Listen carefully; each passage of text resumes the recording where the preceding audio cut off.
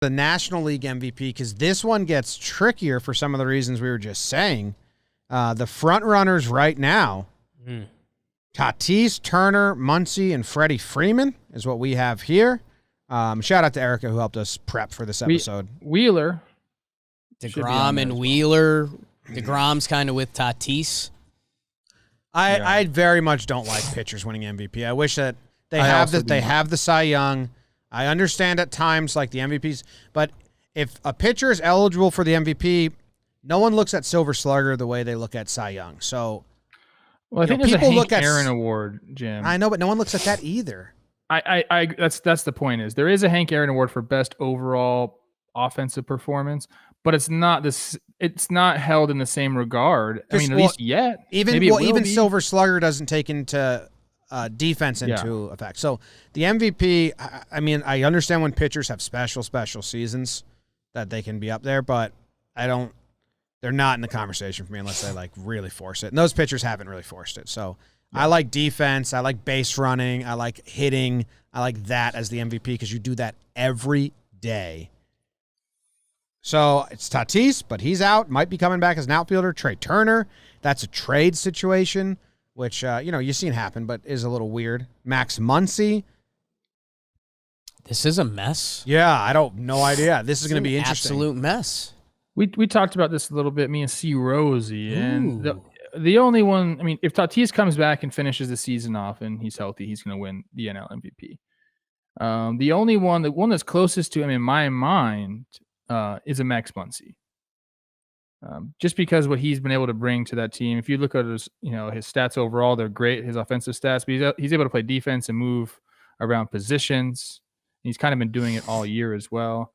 But even he's kind of far off from those guys. If you take Tatis and DeGrom totally out of the equation, then it becomes like who knows? You got to start talking about the Winkers and the Castellanos and the Harpers. I think Harper's moved up there, but if you look at his overall body of work, he doesn't lead in any offensive category. He's really not even top. Oh, dude, if the Phillies make a run and he keeps going, though, he's currently second. His odds, it's Tatis has the best odds to win it on DraftKings, and then Bryce Harper has the second best odds. I think that's Vegas cleaning up on recency bias. Like they're getting a ton of bets on Harper right now. For what? Like look at the overall. Like tell me a category. Like he's not even close in homers.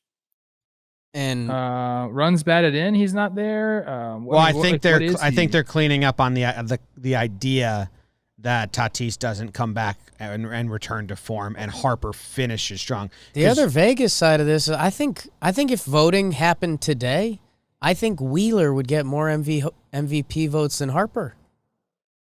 No, he wouldn't. I don't think so, dude. The war is crazy. I know the war is crazy, and I know people that. Live by that. Like Jim said, you got to do something crazy. You got to do what DeGrom was doing. You got to do what? Who's the other people that won? Verlander. Go look at those numbers, and then put them up to Wheeler's. There's no way they're even close. I think either way. Did Gagne win it as well, or did he just win the Cy Young? Gagne. He just won the Cy Young, right? Either way, this conversation ends with whoever has the best 6 weeks. Kershaw. Clayton. He had a 1.77 ERA. Oh my God. Verlander, he had a 2.4. The point of this whole this section here is we have no idea. Tatis, if he comes back healthy, yep. But other than that, it's going to be one of those MVPs that gets voted on, and everybody's not happy about it except for the fan base or the guy that wins it. Harper does have Tatis in batting average and on base percentage right now. And I think what Vegas is doing, Trev, there is they're getting people that don't believe Tatis will come back and be the same rocket ship that he was, and that Harper's rocket is still like full force. And I might be one of those people that would sprinkle some on Harper because it's still really going under the radar how good he's been for the last 2 months. People are starting to notice, but he's been good every single month except May.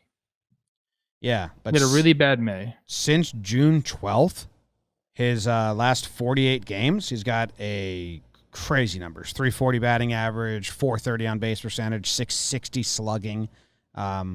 He's been on a 48-game heater.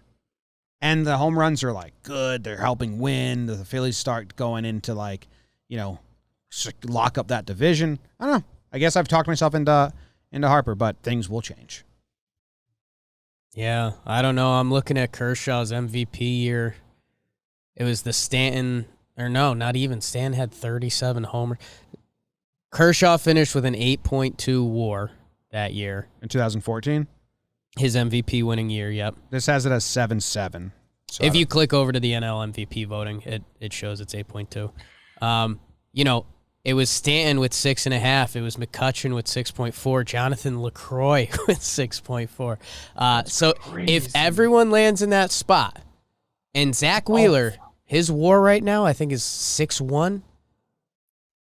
If he finishes a high 7 in the 8s, and we have this hodgepodge that we're currently talking about, the Riders love that shit. I don't know, man. You better be willing to put freaking Wade Miley in there too. If he leads the Reds, now how fun would that be? He's sitting right behind Wheeler and WAR. So if you're going to talk about that would definitely hurt WAR Wheeler. being the separator. WAR needs to get on the same page because these two websites have Kershaw's a 7.7. Yeah. So it's just two different versions of the same stat. They need to figure that out. Like, Well, there's F WAR and B WAR, Z WAR. I think Muncy's got a real chance if he goes off as well. If the Dodgers start clicking offensively and this guy has a big end of August and September, it'd be a great story. I don't know if I don't know if he gets enough, but I like him as a dark horse. Who's that? Muncy. Okay.